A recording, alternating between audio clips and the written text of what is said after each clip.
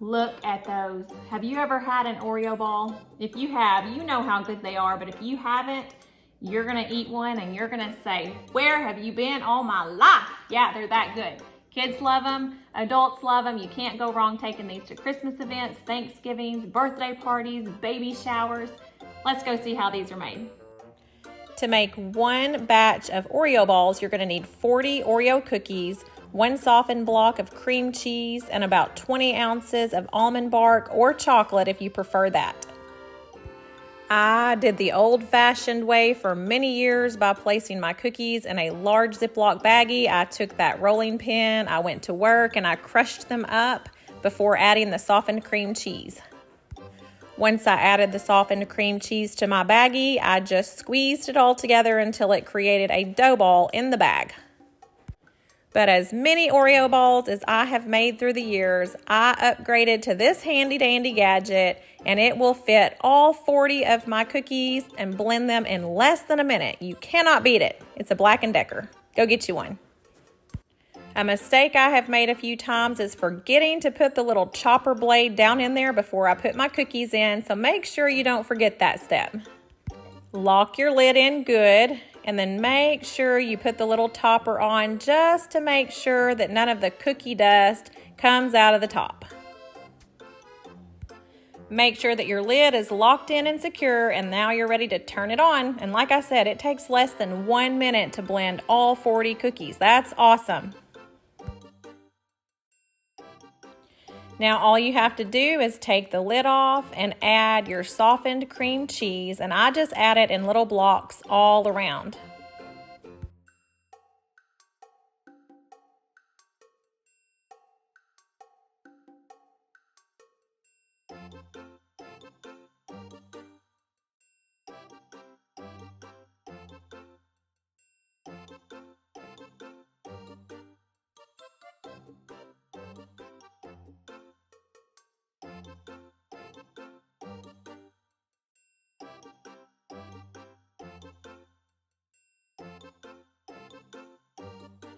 Turn it back on for about 1 to 2 more minutes or until it is formed into a really nice ball. It's going to be like dough.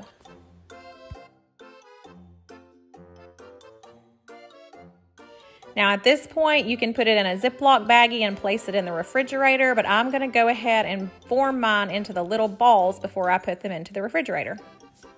Just lay some wax paper on a large cookie sheet, and with a little scooper, pack the dough into the scooper really well and then put it onto the waxed paper sheets. If you don't have one of these scoopers, you can use a tablespoon and just do it by hand. It's no big deal either way. Once I finish this step, I'm going to go back and I'm going to form them a little bit nicer, just pulling my sleeves up, cleaned hands, and rolling them until they're in a nice smooth ball.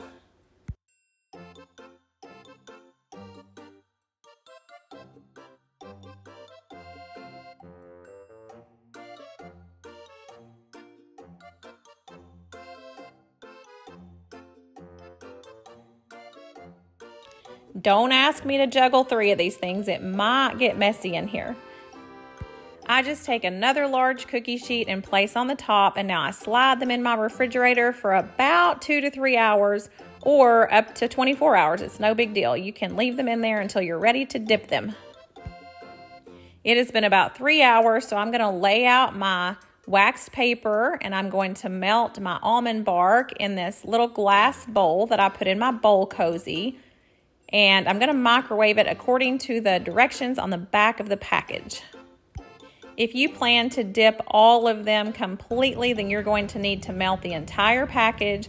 But because I'm doing mine a little differently, I'm only going to heat up half of this.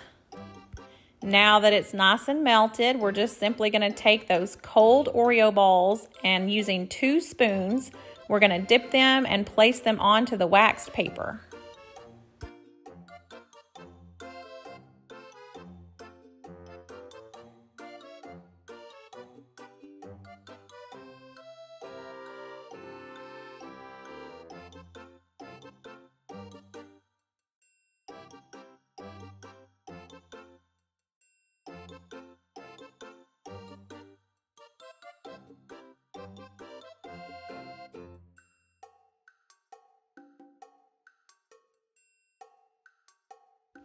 Not everyone in my family loves a whole lot of almond bark, so I choose to take part of mine and just drizzle some on the top, and then I add a little bit of chocolate on the top of those as well.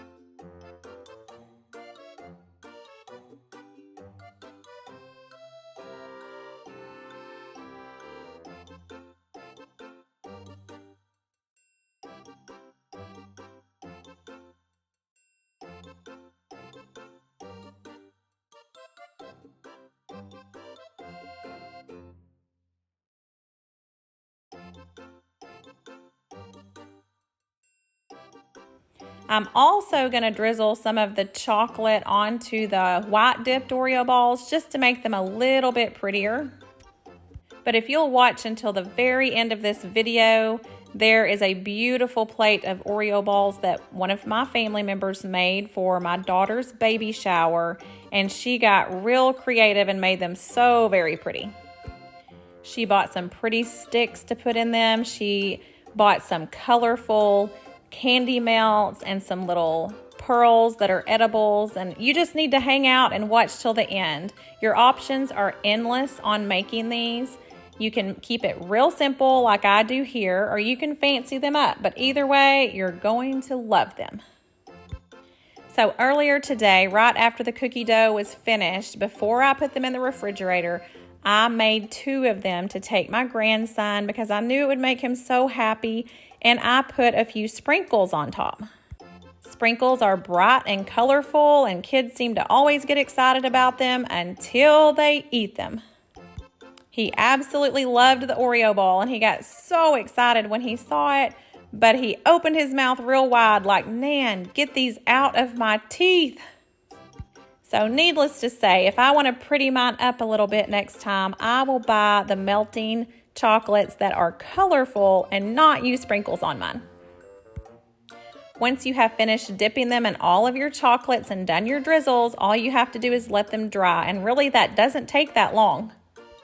You can put them on your serving plate, or you can put them in airtight containers to give as gifts. I do that a lot whenever I gift these to my kiddos. Look how excited my little man was to get one. Isn't he so cute? And don't let me talk you out of sprinkles if you love them.